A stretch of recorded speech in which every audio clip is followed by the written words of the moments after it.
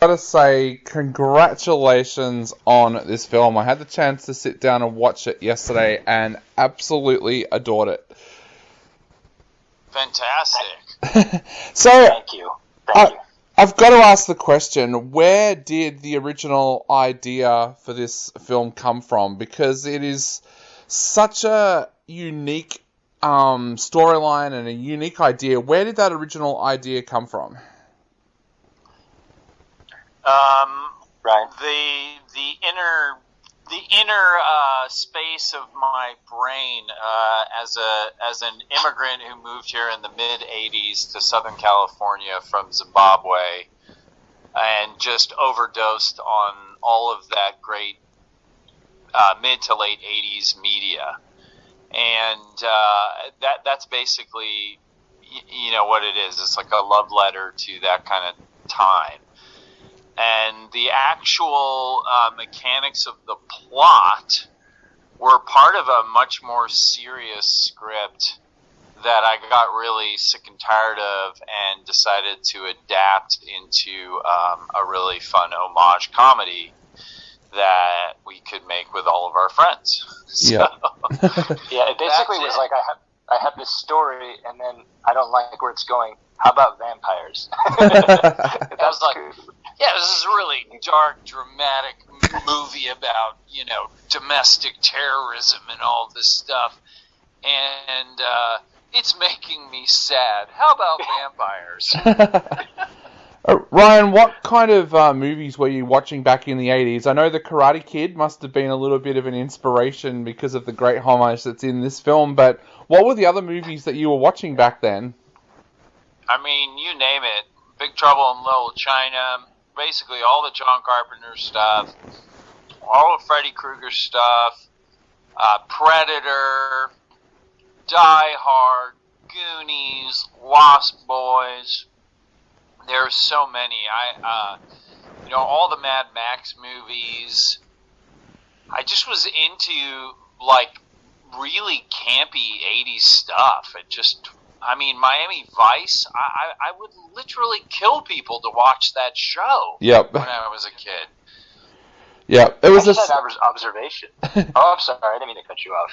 That's all right. No, I was going to say it was the same here in Australia. In Australia, Saturday and Sunday night were American TV night, and it was Miami Vice, and then it was like Baywatch, and some of the shows came out almost 6-7 years after they had screened in America. So for shows like Perfect Strangers, we kind of got that about 5 or 6 years after America, but it was like prime time television for us. During the week was Australian TV shows, and then the weekend was just all American TV shows. Yeah, I watched a lot of Dallas and the A-Team when I was in Zimbabwe, and Chips, because again, it was 7 or 8 years later, and that was my vision of America. It was that, the Magnificent Seven that I saw at the drive-in. You know what I mean? Yeah. That's literally, you guys answered my question. I mean, because I'm from the States, so so. When you listed those movies out, Ryan, I'm like, those seem like all movies that would just travel overseas to exemplify what it is in America. And so it was very funny to kind of hear you just list all the signature American movies, and I forget you're from Zimbabwe sometimes, and that influence of that's what you would, I don't know. Correct me if I'm wrong, but was that your idea of I'm interviewing Ryan now. Totally. I mean, as a kid, all I wanted to be was one of the kids in the Goonies. You know what I mean? Yeah. That was it. And for me, those kids also watched Predator and Terminator and all those awesome movies. That was the ultimate thing, was to be an American kid who wore Maui and Son T-shirts and rode a skateboard and then actually coming here, it's not the case. But yeah. Do you guys that's think a whole other story? Do you guys think also that it's kind of changed these days what parents let their kids watch? Because I can remember watching Terminator and stuff like that when I was in primary school, and my dad would just go and hire it from the video library and go, hey, everyone's watching this tonight. Whereas I see kids these days, and it's like, if it's not Peppa Pig or it's not Sesame Street, they're not allowed to watch it until they're at high school. And it's like, what's happening? Is it the same there for you guys? Oh, yeah. Oh, my dad took me to Total Recall when I was like a kid, young, and I still remember how terrifying that was. He just wanted someone to go. No one would see it with him, so he took me to go see it with him. Yeah. And same for Marked for Death with Steven Seagal. Hell yeah. And that stays with me. But that being said, I'm glad I watched. It's still fun. Yeah. Yeah, I would agree. I mean, just being a parent myself, I have a 2-year-old, I kind of am like, hey, the Marvel movies are okay. That's not too bad. That's not too action. And, my wife and I go back and forth a little bit on that. But I would definitely agree with you on that, yeah. Yep. I remember going... a 12-year-old daughter, and the parents of her friends are constantly horrified at the stuff that I let her watch. But I always have this caveat. I always say, look, we have a conversation right before I say, look, this is like a time capsule from the 80s or the 90s. It's going to be weird. There's a lot of, misogyny or homophobia or racism because it was all over the movies at that time. But it's like an opening for a conversation. Yeah. And I think they start to understand the way the world looks a little better. Yep. I just don't think we should shield them from it because, to be fair, the world's a hell of a lot worse than the movies, Yeah. I remember going and seeing Red Dawn with my dad, and for the next 6 months, because I was a little kid, every time I heard a plane, I thought we were being invaded. It's like that. It's. Dude, that movie had a big, you just said Red Dawn, man. Effect. You set it off for Ryan. Yeah, like that movie. The kids, there were 7 boys in my neighborhood, and we watched that 30 times one summer, I think, and it kind of changed us, and I'm not sure for the better. Yeah. We started turning into weird little libertarians, and we were whittling wood and learning. It's not good. I would love that to be your dating thing, Red Dawn. Changed my life. It's like your first date. So Ari, I've got to ask, what was your first opinion or thoughts when you sat down and read the screenplay for Hawk and Rev? Well, the first thought was what happened to the terrorist stuff, and this is a very different, because I think stylistically. I correct me if I'm wrong, Ryan, but it was kind of like the Wes Anderson-y approach, almost but a dark Wes Anderson approach, almost to the idea you had before. And then it was okay, this is a completely different animal. And at first, I'll be completely honest, I wasn't exactly sure what that. And I was like, yeah, it sounds good, but I was I was kind of married to the idea before, and it wasn't until the characters that Ryan wrote, and being able to play this really fun character, that embracing that and being able to go further with the silliness and further with it, because I'm a comedy background guy, and being able to embrace that and be like, okay, this is a comedy I can sit with that. So once I knew that we can just banter and just have a good time, then it was golden. Yeah. Ryan, why were vampires the creatures that you chose? Was that something because it was the love of films like Lost Boys, or why? Yeah.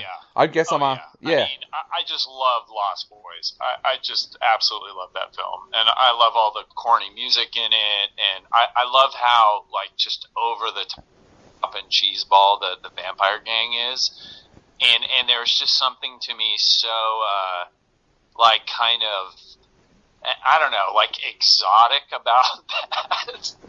And I kept seeing some of the people we know, David Rickabaugh, who plays the head vampire and part of the band, and I just kind of kept seeing these dudes in leather, and I was like, oh, I could see how this could. They're almost like the nihilists in The Big Lebowski, but they're a little scarier or weirder, and I was like, I could see how a guy like Hawk would be like really put off by this, because obviously he's a creature of the 80s as well and has seen Lost Boys 50 times. So he's like, oh my god, they look just like the gang in Lost Boys. Like, this is crazy. And I thought about werewolves for a second, but it just so much budget. So much budget, and I also just, it wasn't as funny to me, or as I don't know. There's something subtle and kind of human about vampires that makes them a fear, even, because they're almost like cannibals, you know? Yeah. So there's something really frightening. Yeah. Yeah. Now the casting of the film, did you guys always know that you were going to play the leads, and then how did you go around casting around you? I mean, yeah, I definitely wrote Hawk for myself, and I 100% wrote Rev for Ari. And then, you know, we both have been doing improv comedy for years and know so many actors in LA, and this was basically like the greatest hits of all of the people we thought were the funnest to work with and the most talented. And I mean, we are so lucky. We really are. Actually know people this good. It's crazy. Just we didn't audition one person. That's true. So yeah, I mean, the smallest roles. I mean, the smallest roles in those movies are the ones that, I mean, they shine so much and they're memorable. Yeah. And I'm just so humbled by the people who were part of this and gave their passion to it too. Yeah. So and I mean, that's the place where low budget movies go wrong, right? Like the leads are awesome, and then there's the person who walks on and says 3 lines, and you're like, oh my god, they're terrible. It just takes you out of the whole thing. Yeah. So it's like you almost need better swapped actors supporting. Yeah. We surrounded ourselves with talented people. So tell us a little bit about the shoot, because it looks like you guys would have had so much fun during the shoot. What was the shoot actually like? The shoot was insane. And to call it one shoot is insane as well, because we did one original shoot. We did not get to finish the movie, which is crazy, Dave. Like, we had like 5 days left. Our giant big fight at the ending, and there was, oh man, we were at this location in a really rough part of LA, and I think the neighbors got sick of us shooting there and called the police and said somebody was getting killed there. Yeah. So 12 police officers like stormed the castle, and we did not get to shoot the ending, which ended up being a blessing, because I kind of rewrote some stuff and kind of set it in a more the kind of creepier natural background, which kind of gave it a bigger vibe. But then we also, I think we did 3 more pickup shoots to get it all. And even though we were in LA, there were some nights where it was 25 degrees Fahrenheit, which is below freezing. Yep. And Ari got sick. Everyone got sick. Ari missed his bachelor party. I mean, it was an insane shoot. It was one of those shoots that makes you question why you're doing what you do. Yeah, definitely. That being said, it was. We were hanging out with our friends, and I think that made it a lot easier too. Because and I said this before in the review, but like we were with our friends, and that we got to kind of banter and have fun, but still be professional. And I think there's always that thing working with friends where where's the fine line between us doing the work, and you don't want to lose a friend after doing a shoot, right? You don't want it to be like a terror. So I think that certainly also helped some of those dark, Yeah, the blood. We did that one night with the blood, and it was freezing, and I didn't realize just how cold it was until it sticks to you. Yeah. And it's like liquid when it's 50 degrees, but when it's below freezing, it's basically like frozen blood taffy all over your body. Yeah. It's insane. Yeah. And I wore thermals after that. Yeah. And one of the other big things that's happened for you guys as well is the pandemic happening during release. You've been lucky enough to be able to screen at a couple of festivals, but how has the pandemic kind of affected the release of the film as well? It's been pretty crazy. So we were supposed to have the World Festival premiere at Fantaspoa in Brazil, which is the largest festival in Latin America and one of the largest horror festivals worldwide, and that got pushed. Here's a top secret announcement that hasn't been publicly said yet, but it's going to play Fantaspoa this year, which is amazing. And awesome. I can't believe they're gonna actually have us back, even though we will have released in North America. But that's because they love the damn movie, and there's not a lot of horror comedies out there. But yeah, that got pushed, and we were just very lucky that Dances with Films had already screened a short that Ari had produced. And, took us on as the first time they did a midnight section to do a digital festival, and yeah, it was weird, man. It was very weird. Yeah. I will say that it was a bit of it was pretty cool because, getting these festivals and on different, being like, that wouldn't fly. Some of them were like, they'd fly you out to Berlin or wherever, to Brazil. And, it was kind of a bummer, like, not to do that. But at the same time, a lot of these festivals, I got to give them credit, man. They really tried to make it as interactive as they could, and really did work hard to make this people feel. We still felt pretty good, it was still nice to get that kind of acclaim. So I think we were a part of the shift. I mean, I think a lot of festivals are gonna do both live and digital from here on out. And here's an example of how it was really awesome. So at NOLA Horror Fest in New Orleans, they usually screen at like a 200-seat theater.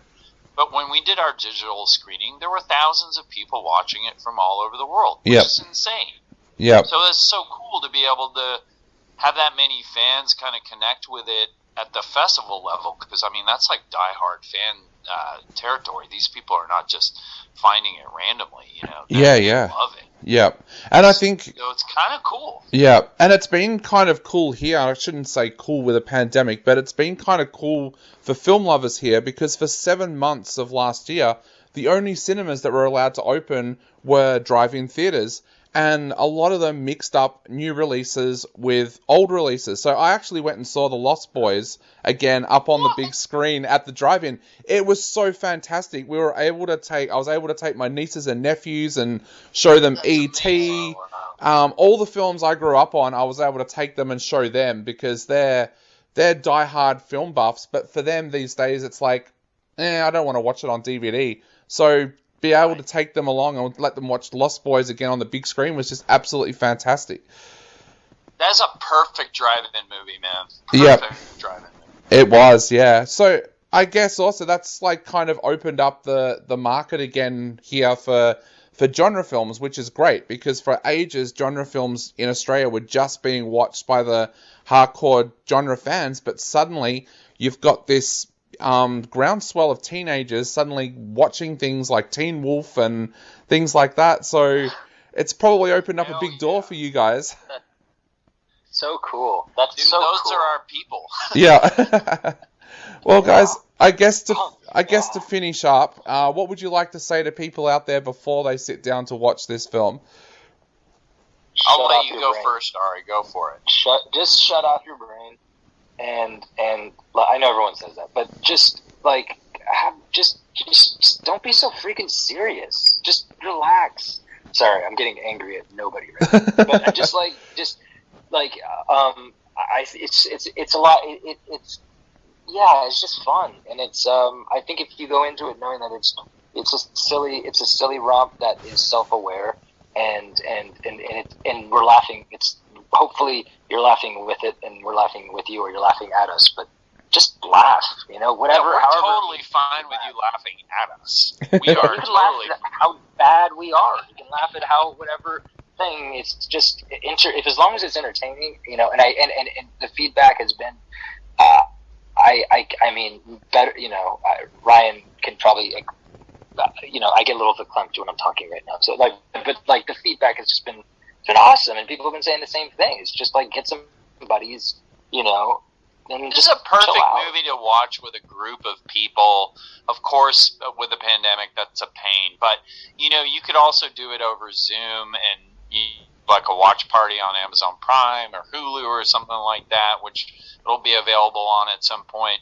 The bottom line is, it's a love letter to the 80s. It's like a love letter to a time when there were characters who kind of all accepted each other and were pretty positive, even though they had their faults, and they all were all stunted. And you know, the movie, it takes you on a full journey, and there's all kinds of jokes and taglines and homages to every single conceivable movie you could love from the 80s and 90s.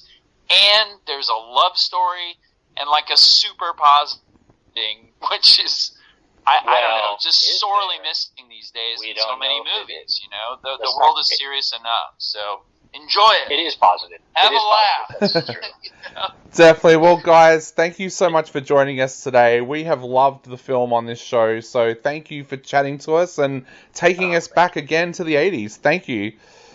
Thanks, Dave. Appreciate it, buddy. Take care, man. Not a problem, guys. I'll let you go. Have a great night, and hopefully we get to talk again in the future with your next project. Yes, sir. Thanks, Dave. Absolutely. Appreciate it. Thank you. Awesome, guys. Check you later. Bye. Bye. Take care, man.